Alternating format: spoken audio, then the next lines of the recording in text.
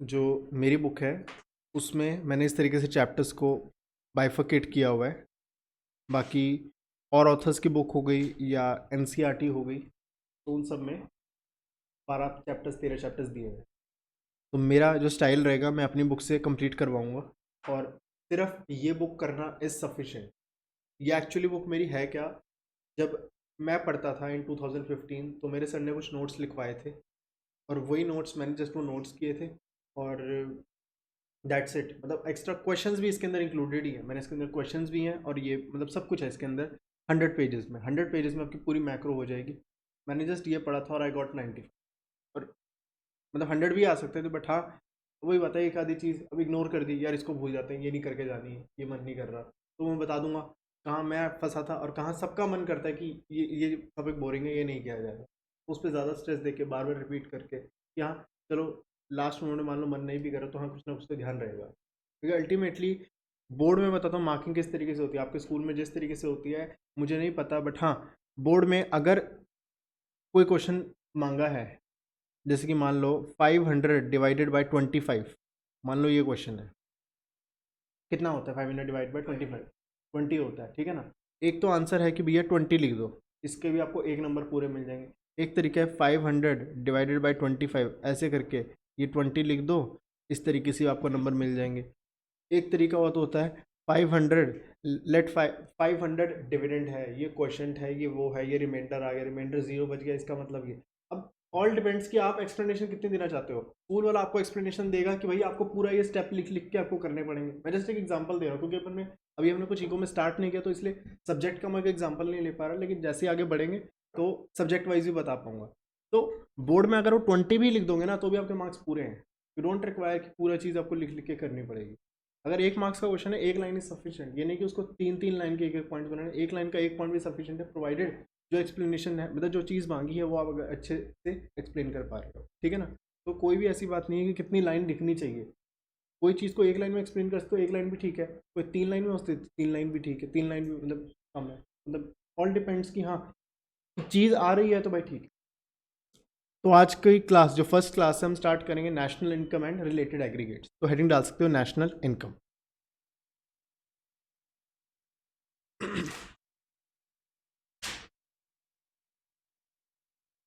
मैं जो पर्सनली मानता हूँ ये ऑलमोस्ट आपका आधा चैप्टर कवर करता है। मतलब ऑल दो 100 पेजेस में से 35 पेजेस है, 35% लगता है, बट हाँ मेरे हिसाब से अगर इसमें एक बार फ्लो बन गया तो पूरी इको का एक बार फ्लो बन जाता है, तो इसलिए मैंने सबसे पहले चैप्टर ये रखा हूँ।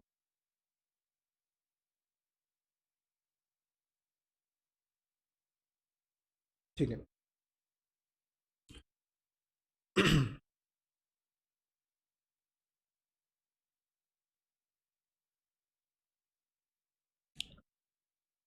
नेशनल इनकम स्टार्ट करने से पहले मैं दो चीज़ें इंट्रोड्यूस कराना चाहता हूँ। एक है फैक्टर इनकम और एक है ट्रांसफ़र इनकम।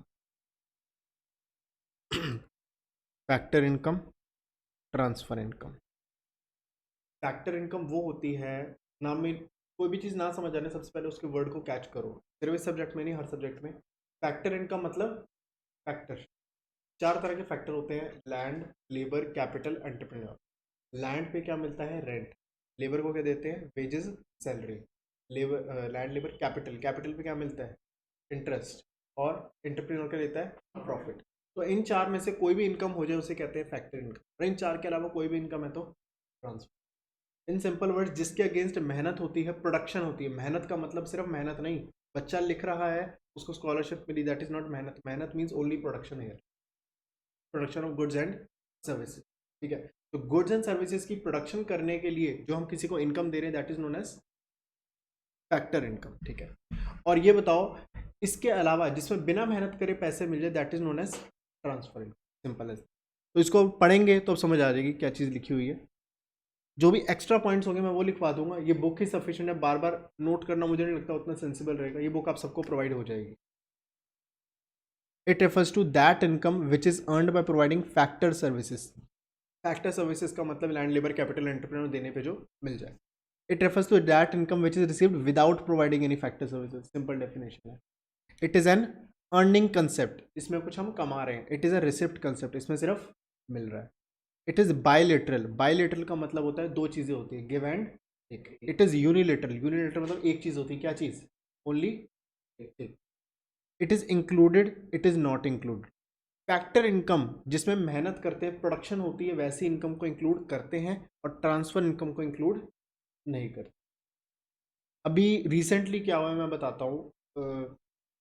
बैंक्स ने जो इंटरेस्ट रेट है अभी, सॉरी मैं थोड़ा बात करता हूँ।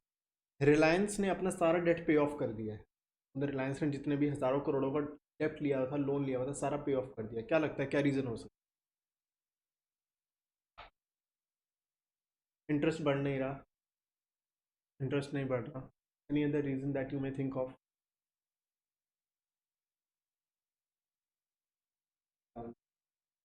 मार्केट डाउन जाने वाली है तो इससे, हाँ थोड़ा सोर्स ऑफ इनकम कम हो जाएगा, ठीक है, that is one of the reason. But the main thing is कि उनके वहाँ पे ट्रेजरर होते हैं, जैसे कि एक जॉब प्रोफाइल जो कि चल रही है, जो बड़े लेवल पे चलती है, दैट इज़ ट्रेजरर की। ट्रेजरर ये बंदा फ्यूचर की चीज़ें देखता है कि फ्यूचर में क्या चीज़ें होंगी। उसने देखा कि आपको पता है यूरोप में बैंक में इंटरेस्ट रेट कितना मिलता है? Any idea? नेगेटिव। नेगेटिव। अगर आप बैंक में पैसे करो, जमा कराओगे, आपको बैंक को इंटरेस्ट देना पड़ेगा। नेगेटिव चल रहा है। और उनका ऐसा सिस्टम है कि आने वाले 30 साल तक नेगेटिव ही रहेगा। 30 साल बाद जाके सोचेंगे कि हाँ आधा परसेंट 1% करेंगे। उनकी मेंटालिटी क्या है मुझे बताओ? नेगेटिव होना चाहिए नहीं होना चाहिए? मेन चीज़ है कि नेगेटिव। नेगेटिव इसलिए है कि मान लो आपके पास पैसे हैं, आप बैंक में डिपॉजिट करोगे? नहीं करेंगे, हम कोई डिपॉजिट नहीं करेंगे। Let's say this is Europe और यहाँ पे हम बैंक में डिपॉजिट नहीं करेंगे। हम क्या करेंगे? पैसे घर पे रखेंगे। अब घर पे रहेंगे तो ये यूज़ करेंगे। यूज़ कैसे करेंगे? गुड्स सर्विसेज लेंगे। गुड्स सर्विसेज लेंगे मतलब गुड्स की डिमांड बढ़ेगी। गुड्स की डिमांड बढ़ेगी, लोग ज़्यादा प्रोडक्शन करेंगे, ज़्यादा प्रोडक्शन होगी, जीडीपी ग्रो करेगी। तो जिस कंट्री में जीडीपी ग्रो कम हो जाती है तो उस केस में क्या करते हैं? इंटरेस्ट रेट्स को कम कर देते हैं। तो इंडिया में भी जैसे मतलब पूरे वर्ल्ड वाइड एक ये चीज़ फैली हुई है, कोरोना वायरस। तो उसकी वजह से क्या हो रहा है? जीडीपी पूरे सारे नेशंस की कम होती जा रही है। तो इंडिया में भी जो भी बैंक से इंटरेस्ट मिलता है ना, एफडी का 6.5%, जो कि और मतलब एफडी भी 6.5% हो गई है, वो चीज़ 3% 4% आने वाली है विद इन 1 ईयर। और जो बैंक पे इंटरेस्ट मिलता है सेविंग्स पे 4%, वो भी 1% आधा परसेंट होने वाला है।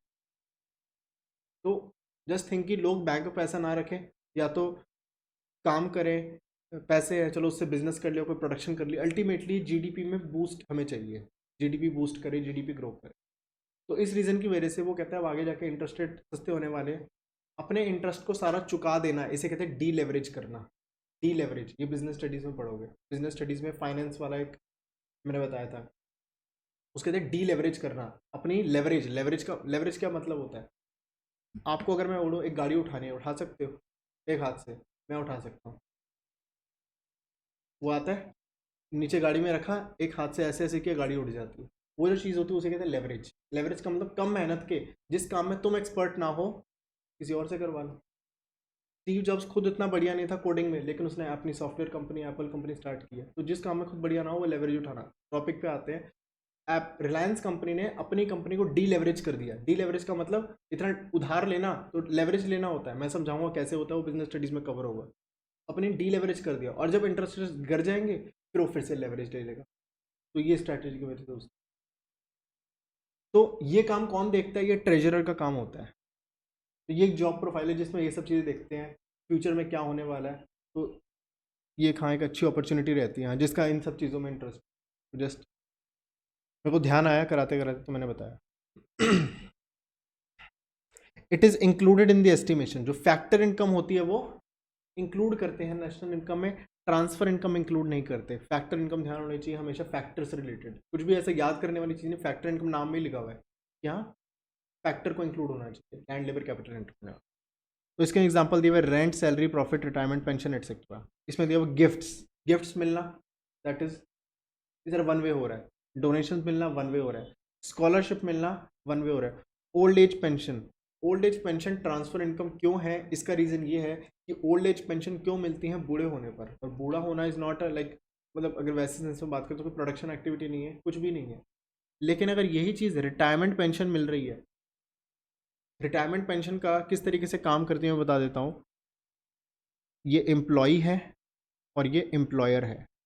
एम्प्लॉयर हर साल थोड़ा थोड़ा अपनी एम्प्लॉय को जो सैलरी मिलती है उसमें से थोड़ा पार्ट साइड रख देता है, एम्प्लॉयर भी थोड़ा पार्ट साइड रख देता है। ये दोनों एक जगह एक फंड में डल जाते हैं और ये कहीं इन्वेस्ट हो जाते हैं। हो सकता है मार्केट्स में इंटरेस्ट इन्वेस्ट हो जाए, बैंक में एफडी करा ली, या गवर्नमेंट सिक्योरिटीज़, मैं बताऊंगा क्या चीज़ें होती हैं, गवर्नमेंट सिक्योरिटीज़ में इन्वेस्ट कर दी जहाँ पे इंटरेस्ट मिलते रहता है। और जब ये एम्प्लॉय जाता है तो इसको ये सारे पैसे दे देते हैं। तो अल्टीमेटली ये जॉब कर रहा है तभी तो ये सब चीज़ें हो रही हैं। तो इसलिए जो रिटायरमेंट पेंशन्स होती हैं इन सबको भी इंक्लूड करते हैं फैक्टर इनकम में, क्योंकि फैक्टर इनकम में इंक्लूड होते हैं इसलिए ये नेशनल इनकम में भी इंक्लूड होते हैं। अगर बाई चांस मान लो ये चीज़ नहीं ध्यान रही, किसे कैसे ध्यान रहेगा, कोई बात नहीं। जो 3 फॉर्मूले हैं ना, मैंने बताया इस पूरे चैप्टर में 3 फॉर्मूले है, उसके अंदर ये चीज़ इतने क्वेश्चन है, इतने क्वेश्चन है, क्वेश्चन कर करके वो अंदर ही बात चली जाएगी, तो कोई घबराने वाली बात नहीं है। तो इसमें ये एक टॉपिक है जो कि हाँ 1 मार्क्स में आ सकता है। जो 6 प्लस कितने मार्क्स का था वेटेज, एक बार बताना जरा। 6+4, तो 6+4 में 6 वाला तो एक न्यूमेरिकल आना ही आना है, और 4 वाले में से 1 मार्क्स का एक ये क्वेश्चन बनता है। तो ये चीज़ आनी चाहिए, इसमें कॉन्फिडेंट होना। अगली चीज़ आती है इंटरमीडिएट गुड्स और फाइनल गुड्स। ये 2 तरह के गुड्स होते हैं। अभी मैंने ऑफ कुछ अलग स्टाइल से क्यों हो रहा है, क्योंकि मैं डायरेक्ट अगर मैं नेशनल इनकम क्या होती है वो चीज़ पे अभी नहीं जा सकता। ये एक बार चीज़ें क्लियर हो जाए फिर नेशनल इनकम पे अच्छे से जा पाए। हाँ जी, हाँ वो एक शॉर्ट फॉर्म है, उससे आप याद कर सकते हो। DCNI, डी से डेफिनेशन, सी से कौन सा कंसेप्ट है, receipt concept, earning concept, N से नेचर, बायोलेटरल यूनिलेटरल, आई से इंक्लूडेड नॉट इंक्लूडेड, ई से एग्जाम्पल। DCNI, इससे अगर मान लो याद करने हो तो हाँ इस तरीके से याद कर। वैसे मेरा जो मानना है कि हाँ इसमें से 4 पॉइंट्स आएंगे, और 4 पॉइंट्स आई थिंक सो बिना सोचे बना सकते हैं। एक तो बता देंगे क्या होती है चीज़, एक एग्जाम्पल दे देंगे, एक इंक्लूडेड नॉट इंक्लूडेड, और एक कौन सा नेचर है, मतलब वो चीज़ आ ही जाएगी। मतलब अगर ये 6 मार्क्स में आता, जो कि पॉसिबल है ही नहीं किसी भी हालत में, तो इसमें से मतलब इस चैप्टर में से 6 मार्क्स का सिर्फ एक ही चीज़ पॉसिबल है। बट स्टिल मैं गलत हो सकता हूँ, क्या पता इस बार से ट्रेंड चेंज हो जाए, क्योंकि इस बार मैंने शायद जैसे बताया था जो CBSE की जो प्रेसिडेंट बनी है वो थोड़ी एक्टिव लेडी है, और वो इस बार चेंजेस ला सकती है। तो आई एम नॉट गारंटी कि ऐसा ही होगा, बट हाँ अपने तरफ से हमें पूरा प्रिपेयर रहना है कि जैसा भी पेपर है हम कर सकते हैं। ठीक है, अगली चीज़ आती है intermediate goods and final goods. Intermediate goods वो गुड्स होते हैं जो कि यूज़ होते हैं 2 तरीके में, या तो रॉ मटेरियल की तरह यूज़ होते हैं जिनका हम फिनिश गुड बनाते हैं, या तो फिनिश गुड है लेकिन हम उसे सेल करते हैं। या तो रॉ मटेरियल को फिनिश गुड बनाते हैं और उसे बेच देते हैं, या तो फिनिश गुड ही है उसको मैं बेच देता हूँ। मतलब अल्टीमेटली कमर्शियल पर्पस के लिए। अगर कोई चीज़ कमर्शियल पर्पस के लिए यूज़ हो रही है जनरली, मतलब कमर्शियल पर्पस की वर्ड बोलना गलत होगा, बट हाँ ये 2 चीज़ें बस, कि रॉ मटेरियल से फिनिश गुड बना के बेचना, या फिनिश गुड ही है वो खरीद के आगे बेचना, ऐसे गुड्स को कहते हैं इंटरमीडिएट गुड्स। और जो गुड्स फाइनली यूज़ होते हैं उसे कहते हैं फाइनल गुड्स, जो फाइनली कंज्यूम होते यूज़ होते हैं। एक मशीन बनाने वाली कंपनी है, उसने खुद के लिए मशीन खरीदी है जो कि बिजनेस में चलेगी, ये फाइनल है या इंटरमीडिएट है? फाइनल है, फाइनल है। अरे वो यूज़ कर रहा है ना, बेचने के लिए थोड़ी लिए। लेकिन यही मशीन खरीदने वाले ने पार्ट्स लिए मशीन के, वो पार्ट्स क्या हैं, इंटरमीडिएट, क्योंकि पार्ट्स एक रॉ मटेरियल की तरह काम कर रहे हैं जिससे फिनिश गुड बनेगा। उसने सपोज एक मशीन ली किसी और से और वो मशीन बेच दी, इंटरमीडिएट। और कोई भी चीज़ इंटरमीडिएट है फाइनल है ये नहीं डिपेंड करता वो चीज़ क्या है, ये डिपेंड करता है कि उसका यूज़ क्या है। एक शर्ट कोई पर्सन बाय करे आगे बेचने के लिए तो वो एक इंटरमीडिएट गुड है, लेकिन एक शर्ट अगर मैं यूज़ करूँ तो वो क्या है, फाइनल गुड है। और मुझे बताओ नेशनल इनकम में इंटरमीडिएट को लेना चाहिए या फाइनल को लेना चाहिए? अगर मैं इंटरमीडिएट को लूँ, चलो 1 मिनट के लिए मैं इंटरमीडिएट को लूँ, 100 की चीज़ है, 50 रुपये प्रॉफिट जोड़ के 150 में बेचिए, फिर 50 रुपये प्रॉफिट लगा के 200 में बेचिए। अगर मैं इंटरमीडिएट इन दोनों को लूँ, चीज़ कितने की होगी, 250 की।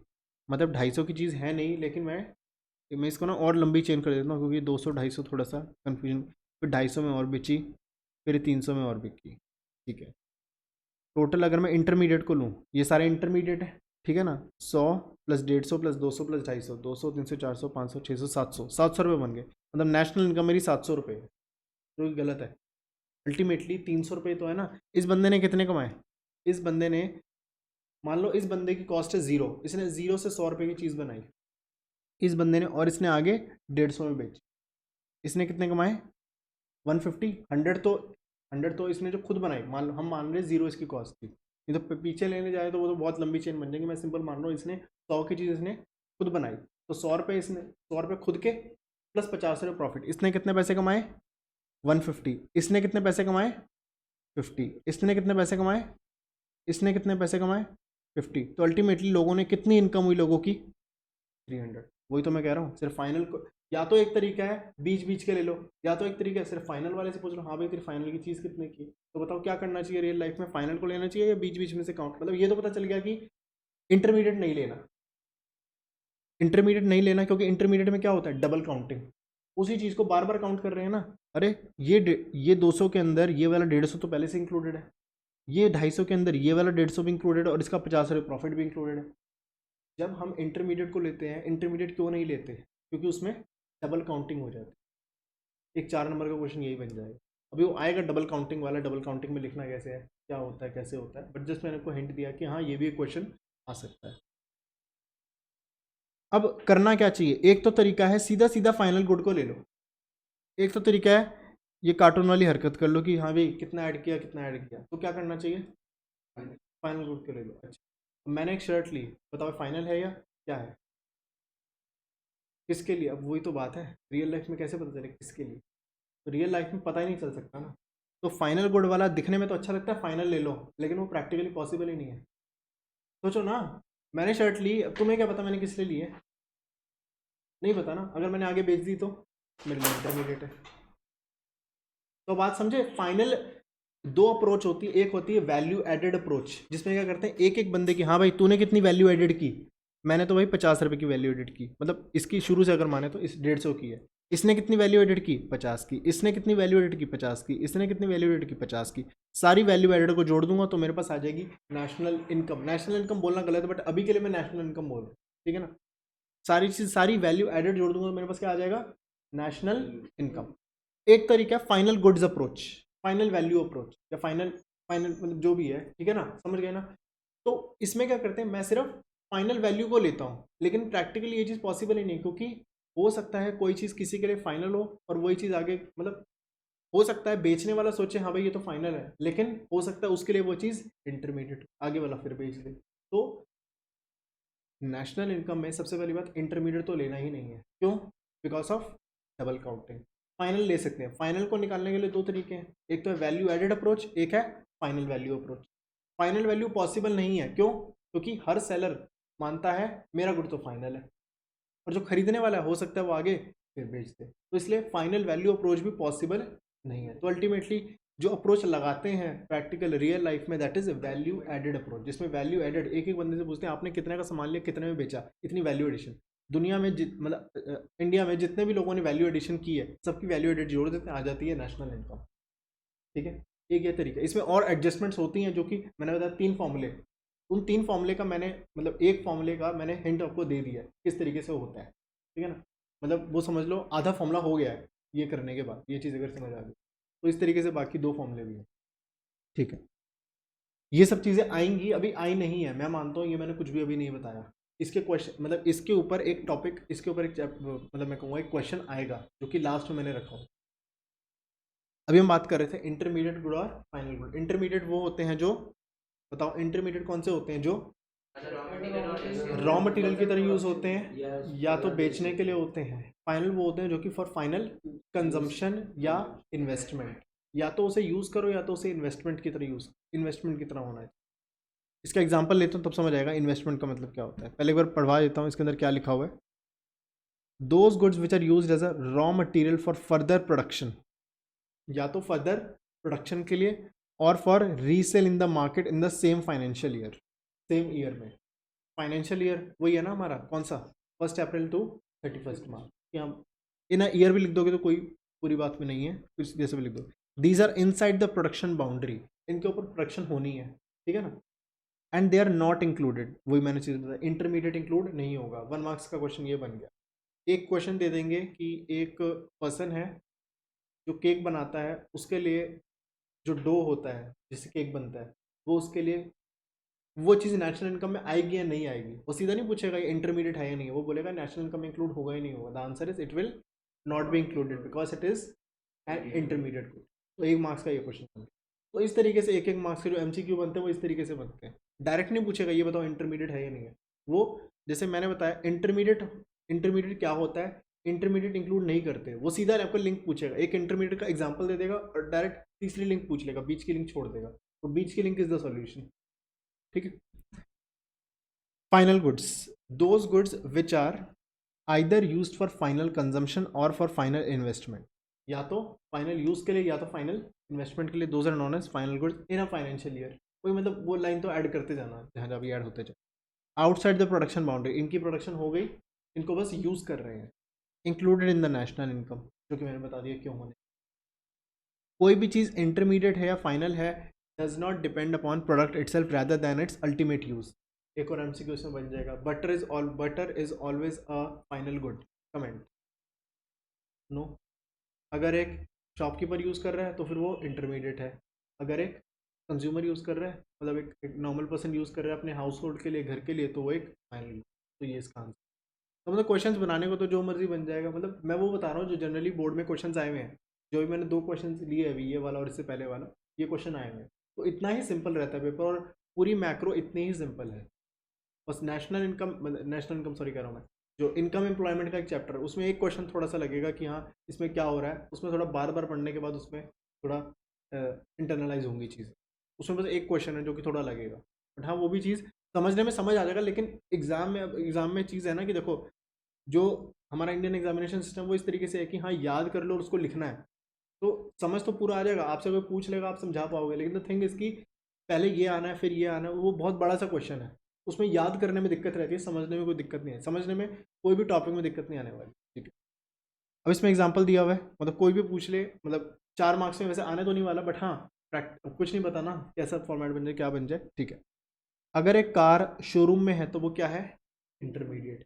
अगर एक कार एक पर्सन यूज कर रहा है वो एक फाइनल गुड एज कंजम्पशन। एक टैक्सी ड्राइवर यूज कर रहा है तो final good as invest. Simple. तो हाँ ये एक इंपॉर्टेंट क्वेश्चन है जिसमें से मैंने 1 1 मार्क्स का बता दिया हाँ किस तरीके से बनते हैं क्वेश्चन। बाकी एग्जाम्पल पूछ ले जो कि नहीं पूछने वाला, तो हाँ फिर भी पता है हमें। अगली चीज आती है circular flow of income. Explain circular flow, ये one of the most important है, ये मैं मानता हूँ 4 मार्क्स का। जो भी चीज़ें ये चीज़ें आप नोट्स में लिखते जाओ, ठीक है ना, कि किस में से कौन सा क्वेश्चन एक्सपेक्टेड है, कि हाँ जब अल्टीमेटली जब नोट्स पढ़ोगे बुक से पढ़ोगे तो हाँ ये चीज़ ध्यान देनी। एक नोट कर लो पहला, ट्रांसफर इनकम फैक्टर इनकम के ऊपर 4 मार्क्स का क्वेश्चन। 4 मार्क्स का नहीं कहूँगा, 1 मार्क्स का आई एम एक्सपेक्टिंग, 1 और 4, 1/4 डाल दो। Transfer income versus factor income, 1 और 4 मार्क्स, क्योंकि अल्टीमेटली 6 नंबर का प्रैक्टिकल क्वेश्चन आना है।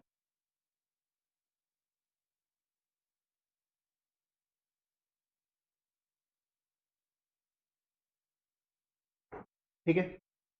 अगली चीज़ कौन सी की थी, इंटरमीडिएट और फाइनल गुड्स। देखो intermediate versus final goods, 1/1 marks, इस पर 1 मार्क्स का ही एक्सपेक्टेड है जितना मुझे लग रहा है,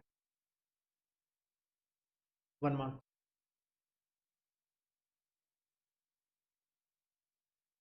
और circular flow of income, circular flow of income, जब तक ये चीज़ें घर जाके नहीं पढ़ोगे मैं बता रहा हूँ सब भूल जाओगे, चाहे जितने बढ़िया से भी समझ आ रहा हो, इन सब का कोई फ़ायदा नहीं जब तक घर जाके रिवाइज नहीं करोगे।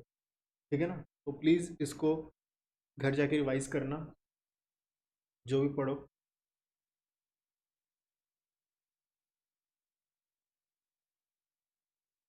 ठीक है। Explain circular flow in a 2 sector economy. पहले मैं बता देता हूँ कि एक इकोनॉमी में वैसे 4 चीज़ें होती हैं।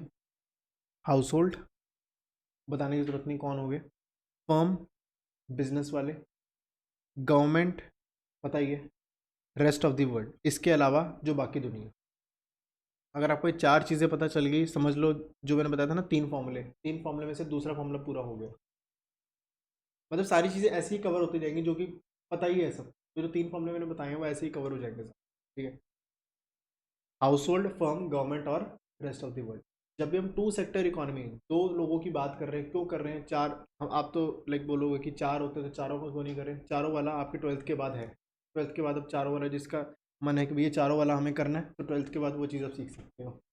बट अभी के लिए थोड़े लेवल पे समझने के लिए हम ये मानते हैं कि दुनिया में दो लोग हैं, तो फिर इसके हिसाब से, तो अगर हम दो लोग के हिसाब से अगर हम कुछ बात करें, तो उस केस में मान लो अ, मैं कुछ अजम्पशन लेता हूँ, अभी कुछ अजम्पशन इसमें बताऊंगा। मैं अजम्पशन लेता हूँ दुनिया में और कोई टीचर नहीं है, मैं मानता हूँ मैं ही पढ़ाने वाला हूँ, तो फिर मैं कितनी फ़ीस चार्ज करूँगा। मतलब पहली बात तो ये बात करना है, क्योंकि जब पॉसिबल ही नहीं है तो इसका सिनेरियो क्यों बनाना। इसी तरीके से जब हम बात करते हैं कि 4 सेक्टर हैं, तो 2 सेक्टर को गायब करके बाकी 2 की स्टडी करना, ये तो बेवकूफ़ी हुई ना। लेकिन द थिंग इसकी कभी कभी चीज़ें ऐसी होती हैं जो कि एक साथ सारी चीज़ें हो रही हो, समझनी मुश्किल होती है, तो उनको पार्ट्स में पहले समझना होता है और फिर टोटलिटी में समझना होता है। तो थिंग इसकी ये, इसके अंदर जो चीज़ें पढ़ेंगे वो प्रैक्टिकली चीज़ें नहीं होती, लेकिन जब ये बेस बेस की तरह काम करती है, जिससे 4 सेक्टर इकोनॉमी समझने में हेल्प होती है, जो एक्चुअल में होता है। अगर मैं 4 सेक्टर, अगर अगर 12th में सीधा 4 सेक्टर होता, अगर आईसीएसई बोर्ड की बात करें तो उसमें 4 सेक्टर इकोनॉमी भी है, लेकिन उसमें क्या है, पहले 2 सेक्टर समझेंगे तो जाके 4 सेक्टर समझ आएगा। 2 सेक्टर का कोई सेंस बनता नहीं है, बट ये है कि हाँ बस है, जिससे कि 4 सेक्टर समझ में आए, ठीक है। तो हम अभी ये मान के चलते हैं कि हाउस होल्ड है और फर्म है। अगर क्वेश्चन आ जाए how many types of entities are there in an economy, तो उसमें 4 ही लिखना है, होते 4 ही हैं, ठीक है ना। लेकिन चीज़ें ईजी करने के लिए हम 2 मान के चल रहे हैं, ठीक है ना। Let this be x, let इस बंदे ने 1000 वाटरमेलन खरीदे, जो कि होता नहीं है, मतलब लेट कर रहे हैं ना, सारी चीज़ें हम मान रहे हैं सारी। तो हम ये मान रहे हैं कि लेट ये दोनों नहीं है, लेट सिर्फ ये दोनों है, ये हाउस होल्ड है, ये फर्म है। लेट इसके पास दुनिया की सारी चीज़ें हैं, लेट ये इसको सारी चीज़ें देता है रेंट पे, इसके पास लैंड है तो देता है, लेबर है तो देता है, ठीक है ना। लेट जो भी सर बनाता है सब इसको दे देता है, जो भी ये बनाता है गुड्स, जो भी गुड सर्विसेज बनाता है हाउस होल्ड को बेच देता है। लेट ये अपनी सारी इनकम खर्च कर देता है, मतलब सारी चीज़ें लिख रही है। कौन सी दुनिया में बैठे हैं हम, ऐसा कौन करते हैं, ठीक है ना। बट वही बात है ना, ये चीज़ से 4 सेक्टर समझ आएगा। 4 सेक्टर है नहीं सिलेबस में, लेकिन हाँ 2 सेक्टर समझने के लिए हमें ये चीज़ें पता होनी चाहिए, ठीक है ना। तो अब एक बार पढ़ते हैं क्या चीज़ें हैं, फॉर्मली एक बार देख लेते हैं। Circular flow of income in a 2 sector economy consist of following assumptions, जो कि सारी लगेंगी क्या है ये। देर आर 2 सेक्टर्स, पहली गलत, मतलब इस तरीके से सोचोगे ना कि हाँ ये गलत है, ऐसे है, तो वो चीज़ माइंड में रहती है कि क्या क्या गलत चीज़ें थी। 2 सेक्टर जो कि पॉसिबल नहीं है, बाकी तो है ही नहीं, ये सब कुछ खरीद देता है, ये सब कुछ बेच देता है, सब कोई सेविंग नहीं होती, तो यही तो assumption बन गई। मतलब चीज़ को कहानी की तरह देखोगे तो क्या इसमें याद करना। और वही चीज़ अगर यार देखो 6 पॉइंट है, चलो 6 पॉइंट रट लेते हैं, तो वैसे भी कर सकते हो। ऑल डिपेंड्स ऑन यू कि आपका कैसा नेचर है, किस तरीके से कर सकते हो। There are 2 sectors, firm and household. Household sector is the owner of all factors, लो जी सब इसके पास है। Firm sector hire factor services, हाँ फर्म के पास, क्योंकि दुनिया में यही 2 लोग हैं, लेंगे भी किससे, इसी से लेंगे। House hold sector spend entire on consumption, वो सारा पैसा खर्च कर देता है, कोई सेविंग नहीं होती। फर्म सेक्टर सेल, वो सारा का सारा उसी को बेच देती है, क्योंकि है ही नहीं। मतलब वही बात है ना, कितने अकेले लोग हैं, मतलब मेरा तू है और तेरा मैं हूँ, भाई जो मैं बनाऊंगा तो खरीद लियो, और आपस में रेंट भी मुझे दे दियो, मैं वही रेंट तुझे भी दे दूँ, क्या क्या हो रहा है ये, ठीक है ना। देर इज नो आई दो, ना गवर्नमेंट है ना रेस्ट, सिंपल। तो इसमें याद नहीं करना, अपने हिसाब से assumptions लिख सकते हो। तो 4 मार्क्स में आए तो पहले बता दो 2 सेक्टर इकोनॉमी में हम इस तरीके से assumption लेते हैं, फिर बतानी है क्या किस तरीके से चीज़ें होती हैं। अब ये चीज़ आती है, अब इंपॉर्टेंट, अगर 4 मार्क्स का नहीं आया और इसमें से मान लो 2 मार्क्स का आ गया, 2 मार्क्स का भी बन सकता है, लेकिन हम 4 के हिसाब से प्रैक्टिस करेंगे। 2 मार्क्स का ये पूछ सकते हैं what is real flow, what is money flow. मैंने जो बताया कि फर्म वाला हाउस होल्ड को क्या देता है, गुड्स एंड सर्विसेज देता है, अभी पैसों की बात नहीं कर रहा। फर्म, सॉरी मैंने पहले पहले मुझे दूसरा बताना चाहिए था पार्ट। हाउस होल्ड वाला फर्म को देता है factor services, land labour capital देता है, लैंड लेबर कैपिटल देता है, और उसके बदले इसको क्या मिलता है, रेंट वगैरह, इस चीज़ का रेंट मिलता है। मतलब लैंड के बदले रेंट, लेबर के बदले वेजेस, कैपिटल के बदले इंटरेस्ट। वही चीज़ अब इसके पास लैंड लेबर कैपिटल आ गया, इसने गुड्स बनाए, गुड्स बनाने के बाद ये गुड्स इसको बेचेगा, ठीक है। गुड्स बेचने के बाद जो गुड्स इसने दिए, हाउस होल्ड क्या करेगा, उस गुड्स के बदले पेमेंट करेगा, ये इसको पैसे देगा। ये जो ब्लू वाली लाइन मैंने बनाई है, ये जो ब्लू वाली है, ब्लू वाले में क्या हो रहा है, हाउस होल्ड दे रहा है लैंड लेबर कैपिटल और फर्म दे रहा है गुड्स एंड सर्विसेज। ये वाला जो सर्कल है इसे कहते हैं रियल फ्लो, फ्लो, एक्चुअल चीज़ों का जो फ्लो हो रहा है, ठीक है ना।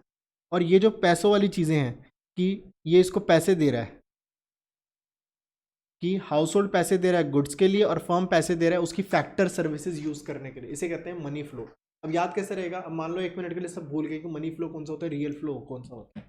अब याद करो, अजम्पशन क्या कर रहे हैं, ये तो फालतू की चीज़ें, मैं इसको पैसे दे रहा हूँ, ये उसी वही पैसे मुझे दे रहा है, ये कोई फ्लो थोड़ी हुआ। तो अल्टीमेटली रियल फ्लो कौन सा हुआ, गुड सर्विसेज का, दैट इज द रियल। तो चीज़ याद करने का ये तरीका, मान लो एग्जाम में याद नहीं आ रहा कौन सा रियल फ्लो था कौन सा मनी फ्लो था, और नाम में छुपा मनी फ्लो, अरे नाम में मनी छुपा है तो मनी फ्लो तो वही है, बाकी बचा हुआ क्या हुआ। ठीक है, दोनों तरीके से सोच सकते हैं, जैसे अकाउंट्स में करते हैं, कोई भी डेबिट पता है तो क्रेडिट सोच लेंगे, क्रेडिट पता है डेबिट सोच लेंगे, लेकिन एक साइड सोच ली तो भाई दूसरी साइड ऑटोमेटिकली वो बचे, सिंपल इज दैट। अगली चीज़, अब वही चीज़ उन्होंने एक्सप्लेन की हुई है, ये आप जैसे मर्जी अपने वर्ड्स में लिख सकते हो, कोई भी एज इट इज, जो एज इट इज चीज़ें याद करने की होंगी मैं वही बता दूंगा कि हाँ ये एज इट इज पता होनी चाहिए। Real flow, money flow,